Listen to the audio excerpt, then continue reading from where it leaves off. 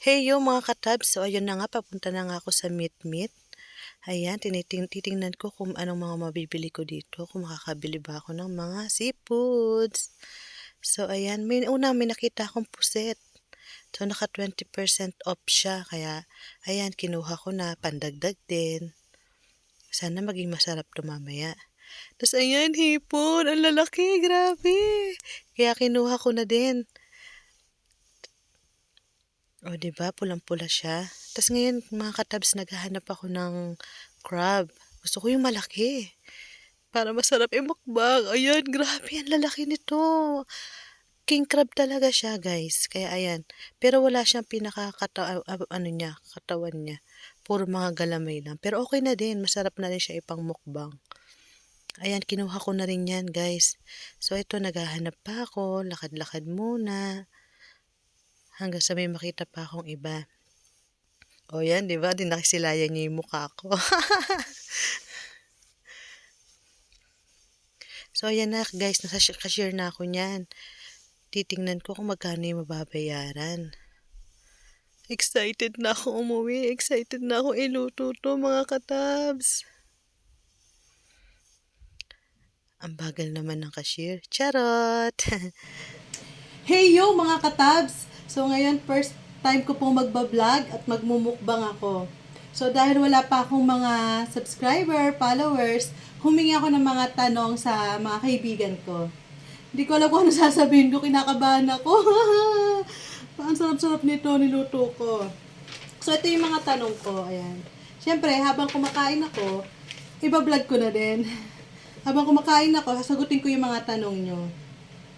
So, first question kay Senpai Marilu. Hi, Senpai Marilu. Shout out.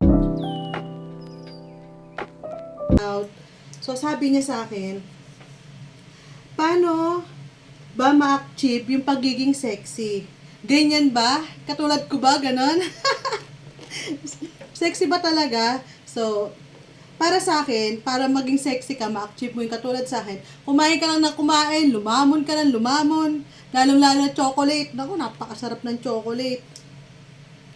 So guys, hindi ako marunong, hindi ko alam kung mga katabs, hindi ko alam paano kumain ito ha. Pero, tatry ko. Para sa inyo. Siguro naman nasagot ko na siyempre yung sagot mo, di ba? Ay, yung tanong mo. Siyempre, para sa akin, sa ano lang, self-discipline sa pagkain. Tsaka, exercise. Samahan mo na exercise. Pero yun yung hindi ko ginagawa. Kaya hanggang ngayon, hindi pa rin ako namamayat. Pangalawang tanong. Anong gusto mo? Mahaba ba o mataba? Oh my God. Siyempre doon tayo sa mahaba. Di ba kahit naman sino, yun yung gusto, yung mahaba. Kain. Kasi may extreme kasi kapag ka mahaba, di ba? Ano to? Lick or suck? Ano, suck? Well, senpai, hindi ko talaga alam yan. Yung word na yon. Hindi ko nasagutin yun, hindi ko alam. Ang apat, define romansang itik. Meron ba no? Romansang itik? Siguro, di ba, pag sinabing itik, yun yung mga parang ding baby siya, ganun. Siguro yun yung mga tuka ng tuka. Yung kapag nakipag-romansa, ganun ng ganun, tuka ng tuka, yun. Feeling ko yun yan ha. Top or bottom? Pwedeng both. Kasi syempre kapag nag-romansa ka, di ba? Inumpisa mo sa top, tapos hanggang sa bottom. Para sa akin yun ha. Both na lang sa akin siguro. Eto naman, hi, shout out kay Mami Rachel. So napakadaming tanong ni Mami Rachel ha.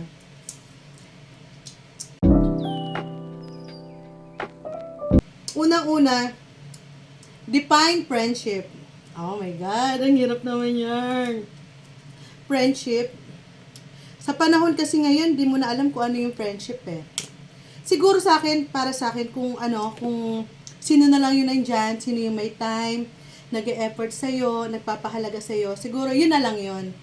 Kasi ang hirap eh, ang hirap na humanap na ngayon ng kaibigan, sa totoo lang. Hindi mo na ma-define kung ano ba yung friendship. Kasi, iba na yung panahon ngayon, iba na yung mga tao, halos lahat iba na. Kaya hindi mo na ma-define kung ano ba talaga yung friendship. Next, Sex o chocolate?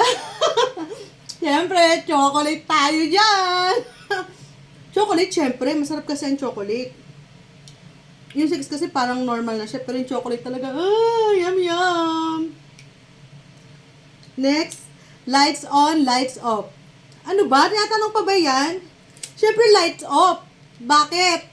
Kasi kapag lights off, hindi makikita yung mga maitim-itim mong kilikili, singit, tapos yung taba mo, yung bilbil mo, hindi rin makikita, 'di ba? Kaya, lights off. Okay? Anong klaseng kaibigan si Jen? Oh, hindi ko masasagot yan. Kayo makakasagot niyan, guys. Kung paano ba klaseng kaibigan ako. Siguro para sa akin, kapag mahal ko yung kaibigan, pinapahalagahan ko talaga. Makikita niyo yan, na pinapahalagahan ko kayo, may halaga kayo sa akin. Pero pagka yung hindi ko kayo kaibigan, siguro parang hindi ko kayo matuturing na kaibigan. Parang, paano ba? Hindi naman sa walang halaga, pero iba pa rin kasi kapag kayong kaibigan ko eh. Talagang nagbibigay ako ng effort, ng mga time, nag-ano ako ng financial, mga ganyan, kapag kaibigan ko. Paano magmahal si Jen? Oh! Saan to? Sa kaibigan o sa karelasyon? Paano ba ako magmahal? Hindi ko rin alam kung paano ako magmahal eh. Pero, basta ako, nagbibigay ako ng time. Nag-e-effort ako. Siyempre, pinaka mahalaga yun yung effort eh. Who is Rachel for you? Si Mami. Si Mami, sa pagkakakilala ko before, ano yung ngayon? Hindi, before, yan. Si Mami, kasama ko kasi yan sa pag-aaral pa lang sa Sakura, hanggang sa Maru, hanggang sa dito sa trabaho. Si Rachel, siya yung pagdating sa financial, talagang maaasahan mo siya. Wala siyang pakialam kahit mawalan siya. Ang mahalaga makatulong siya. Pangalawa, eto, sa pagkain, hindi yan madamot, promise. Hanggat may pagkain siya, kung wala kang pagkain, kuha ka lang. Wala siyang pakialam, wala siyang nasasabi, hindi siya nagsasalita. Basta pagdating sa mga pagkain, yan. Napaka mabigay niya ni Mami. Ano ba? Kaya lang, yun lang, mayroon akong negative kay Mami. Malongin siya. Di ba, Mami? Malongin siya. Marami siyang mga longins, yung mga bagay-bagay. Pero, minsan, di naman niya sinasabi. Minsan, pag hindi niya kaya, sinasabi niya. Ganon. Agad lang, hindi na ako makakain. Nakasagot ko ba yung mga tanong niyo? Puro kalokohan lang to, Next, si Ara. Hoy, Ara, grabe yung tanong mo sa akin, Sabi ni Ara, kailan ka papayat? Kailan nga ba? So, mga katabs, di ko rin masasagot yan kung kailan ako papayat. Basta, siguro pag nawala na ng chocolate, pag nawala na ng matatamis, siguro doon pa lang ako papayat. Pero ngayon, nag-start na ako mag-exercise. Pero mga 15 minutes lang, mga gano'n. Kasi busy sa work, pagod din sa work. So, kaya yon. Next.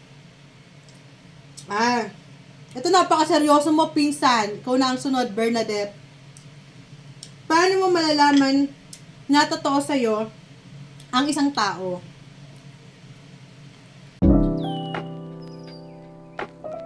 Para sa akin, malalaman mo lang na totoo sa'yo yung isang tao. Siguro kapag yung lahat ng bagay na nasasabi niya sa'yo. Lahat ng sikreto na nasasabi niya sa'yo. Lahat ng tinatago niya na alam niyang hindi pwedeng sabihin sa iba. Pero nasasabi niya sa'yo. Kasi ganun kanya pinagkakatiwalaan, ganun siya katotoo sa'yo. Para sa akin yun. Ang harap!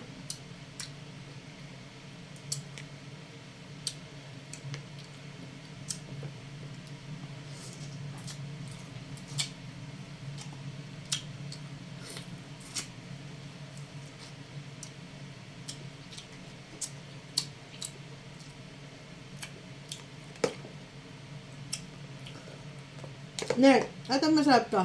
Yung laman nito. Wala nang tanong. Ano ba yan? Nakakabitin naman. So, dahil wala nang tanong, kakain na lang tayo ng kakain. Ang sarap. Ito nga pala guys, chicharong bulaklak. Yee! Putok-batok talaga tayo. Buti na lang merong pineapple. Kasawsaw natin sa ang lutong niya, guys. Oh. Oh, di ba? Na may suka. So, wala na tayong tanong kasi, kaya kakain na tayo ng kakain. Ayan, kaya tumataba si Jen, no? Di ba mga katabs? Yan yun.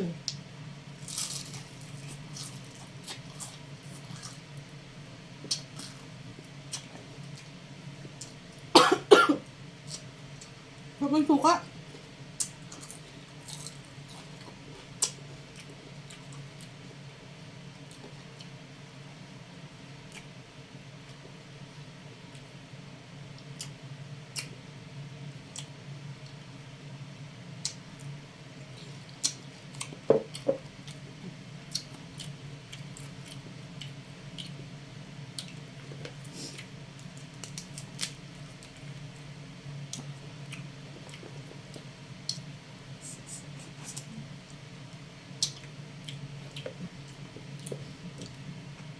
Kayo guys, may tanong pa ba kayo sa akin? Feeling ko hindi ko makasagot yung mga tanong nyo talaga ng seryoso. Kasi, maloko ako eh. Palabiro, maloko, ganyan. Kaya pakiramdam ko, hindi ko masasagot.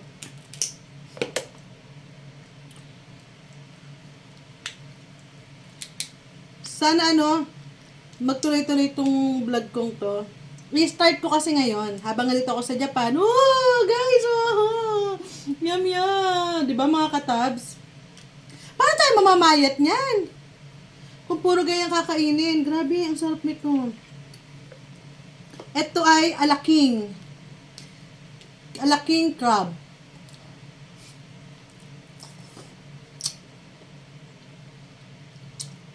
Grabe.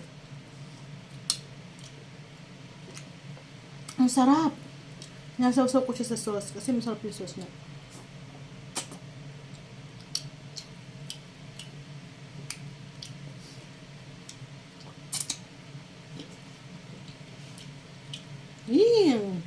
Hipon. Ang laki ng hipon.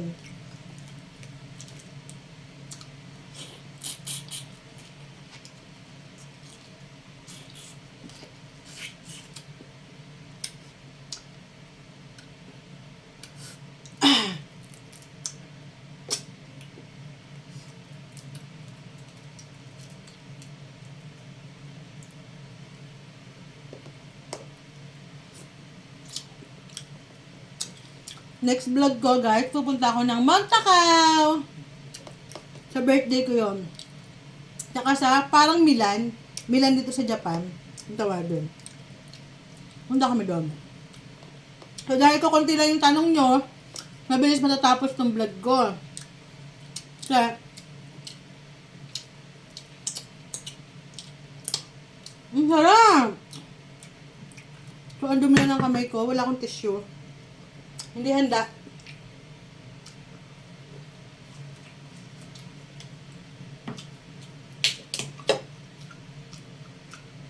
Para hindi tayo ma-high blood.